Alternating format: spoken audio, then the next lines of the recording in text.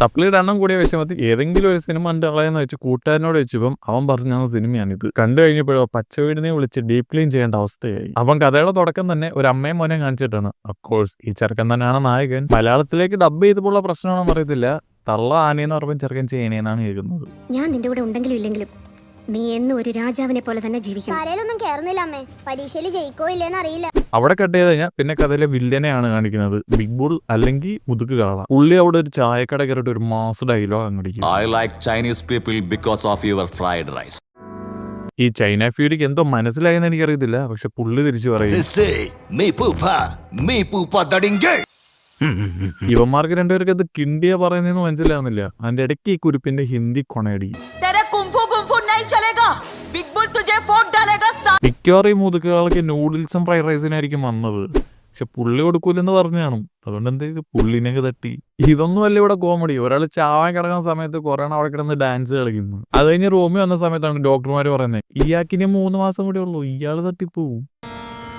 സത്യമാണോ ഈ പറയുന്നത്? ഇതെല്ലാം കേട്ട് കിളി പോയിരിക്കുന്ന കാളയുടെ അടുത്തോട്ട് ഈ കുരിപ്പ് ഒരു സയന്റിസ്റ്റിനെ വിളിച്ചോണ്ട് വന്നു. 3 മാസേ ഉള്ളൂന്നോ? How can I die? എനിക്ക് ഇനിയും ഒരുപാട് കാര്യങ്ങൾ ചെയ്യാനുണ്ട്.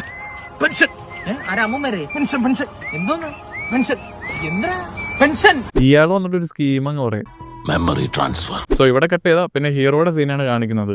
ഈ മാസ്ക് വെച്ചാണ് നമ്മുടെ ഹീറോ. നമ്മൾ പലയിടത്തും ഇതുപോലെ പലരും കണ്ടിട്ടുണ്ട്, പക്ഷെ ഇതൊന്നുമല്ല. ഇതേ സമയം അവിടെ കിടന്ന ഒരു ഗുണ്ട നമ്മുടെ നായകനോട് വെക്കും, മോനെ നിന്നെ ഇവിടെ കണ്ടിട്ടുണ്ടല്ലോ. കണ്ടിട്ടുണ്ടല്ലോ. കണ്ടിട്ട് എന്താടാ കാര്യം? നീ ഗുണ്ടയാണെങ്കിൽ ഞാൻ നിന്റെ തന്തയാടാ.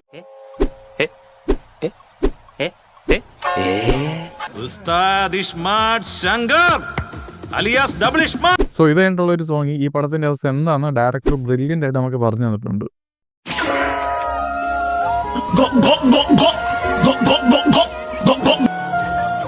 സോ ഇവിടാണ് ഇനി നമ്മുടെ നായികയുടെ എൻട്രി. നായിക കണ്ടിട്ടോ ഇവൻ ഇനിയും പറയാത്ത തോന്നിവാസം ഇല്ല.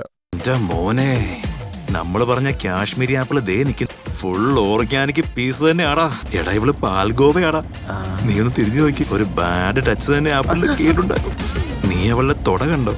സ്കാൻ ചെയ്ത് പതിയെ താഴേക്ക് വന്ന് മുഴുവൻ നോക്കണം. ഒരു കാര്യം പറയാൻ വിട്ടുപോയി, നമ്മുടെ നായകൻ ചെറിയൊരു ബൗണ്ടി ഹണ്ടർ ആണ്. നമ്മുടെ നായക ഒരു ഏജന്റ് ആണ്. സോ ഒരു മെഷീന്റെ ഇടയ്ക്ക് നമ്മുടെ നായകൻ ഒന്ന് കയറി വന്നു. ഈ മെഷീൻ നടക്കുന്നതിന്റെ ഇടയ്ക്ക് ഇവൻ കയറി ഇവളെ അങ്ങ് കിസ് ചെയ്ത് അതിന്റെ ഇവരെയുള്ള ജോലിന്ന് പുറത്താക്കി. ഏത് യൂണിവേഴ്സിലാണെങ്കിലും വേണ്ടിയില്ല, ഇവക്ക് ഇത്ര അടുത്തിട്ടും ആ മാസ്ക് ഉള്ളതുകൊണ്ട് മാത്രം അവനെ മനസ്സിലായില്ല. അത് കഴിഞ്ഞ് ഇവളുടെ വീട്ടിൽ ചെന്ന് ഇവൻ തോക്കം വെച്ച് പിടിച്ചിട്ട് ഇവൻ തന്നെ രക്ഷിക്കാൻ പോകും. ഇതുപോലും മനസ്സിലാത്ത മൊയിന്റുകളൊക്കെയാണല്ലോ ഏജന്റ് ആക്കുന്നത്.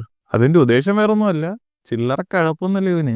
ഓക്കെ, അപ്പൊ ഇതെല്ലാം കഴിഞ്ഞിട്ട് നമ്മുടെ വില്ലന്റെ ആൾക്കാർ വന്ന് നമ്മുടെ ഹീറോയെ പിടിച്ചോണ്ട് പോകും. എന്തിനീ മെമ്മറി ട്രാൻസ്ഫർ ചെയ്യുക. മെമ്മറി ഏതാണ്ടൊക്കെ ട്രാൻസ്ഫർ ആയതാണ്. ആ സമയത്ത് നമ്മുടെ നായകൻ അവിടെ നിന്ന് രക്ഷപ്പെട്ടു. പിന്നെ നമ്മുടെ കാളയും പിള്ളേരും കൂടി അവന്റെ പുറകെ പോയി. ഇത്രയും മണ്ടന്മാരും തോക്കും പിടിച്ചിട്ട് ഏതെങ്കിലും ഒരുത്തനവന്റെ കാലിലെങ്കിലും ഒന്ന് വെടി വെച്ചായിരുന്നെങ്കിൽ എല്ലാം തോക്കും പിടിച്ച് അവന്റെ മുന്നിൽ നിൽക്കുക. വലിയ ഗ്യാങ്സ്റ്റർ ആണെന്ന് പറഞ്ഞാൽ നീ മുതുക്കുക ആളുടെ കൂടി ഇത്രയും പേരെ ഉണ്ടായിട്ട് അവൻ രക്ഷപ്പെട്ടു. അതെല്ലാം കണ്ടിട്ട് കുറച്ച് സമയത്തേക്കിന് നമ്മുടെ നായകൻ കുറച്ച് അന്യം കളിയാണ്. കുറച്ചു നേരം ബിഗ് ബുള്ള് കയറി വരും, കുറച്ചു നേരം ഡബിൾ ഇഷ്മാർട്ട് കയറി വരും.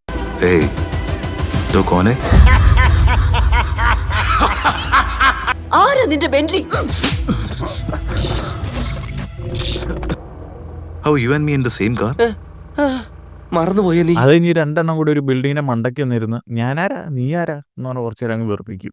ഇതിന്റെ ഇടയ്ക്ക് അമ്മ പാസം എന്ന് വെച്ച് കുറെ സാധനം പണി വെച്ചിട്ടുണ്ട്. എന്ത് പ്രാന്തൊക്കെയാണ് ഇവര് കാണിക്കുന്നത്. ഇതിന്റെ ഇടയ്ക്ക് നമ്മുടെ വലിയ ആളെ നമ്മുടെ കുരിപ്പിനോട് പറയാം അവളുടെ തലക്കിട്ടൊന്ന് പൊട്ടിക്കാന്. കുറച്ച് കഴിയുമ്പോ കണ്ടത് ഇവിടെ കൊള്ളണം അവൾക്കുള്ള ബുള്ളറ്റ്. ഇത് കഴിഞ്ഞ് എല്ലാവരോടും കൂടി ക്ലൈമാക്സ് ഇറക്കുന്ന സ്ഥലത്തോട്ട് പോകും. അവിടെ ചെന്നപ്പോ ഇയാള് പറയും ഇതെല്ലാം ഹീറോയുടെ പ്ലാനാണ്, നിനക്ക് ശരിക്കും ഒരു കുഴപ്പമില്ലെന്നും.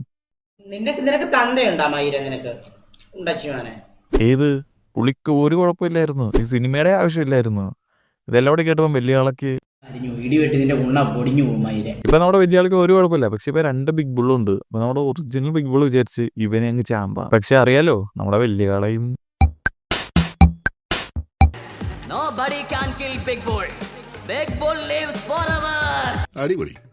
അപ്പൊ ഇപ്പൊ എല്ലാവരുടെയും വിചാരം ഇതായിരിക്കും പുതിയ ബിഗ് ബുൾ എന്ന്. ഇവന്റെ മെമ്മറി ബാക്കപ്പ് ചെയ്ത് വെച്ചത്ര. ഞാൻ ഇനിയും ശങ്കറാവൂന്നുള്ള ഡൗട്ട് ആർക്കും വേണ്ട. തോമസിന്റെ മെമ്മറി മുഴുവൻ ബാക്കപ്പ് ചെയ്തിട്ടുണ്ട്. അപ്പൊ ഇതിന്റെ ഇടയ്ക്ക് കാട്ടവരാതം പിടിച്ചൊരു ക്യാരക്ടർ ഉണ്ട്. സിനിമയ്ക്കും പ്രയോജനമില്ല, കണ്ടിരിക്കുന്നവരെ വെറുപ്പിച്ചു കൊല്ലു. 90 കോടി മുടക്കി 25 കോടി കിട്ടിയ സിനിമ ആയതുകൊണ്ട് തന്നെ ഇനി ഇതിനടുത്തൊരു പാർട്ടിലെന്ന് വിചാരിക്കാം. അപ്പൊ ഓക്കെ, ബൈ.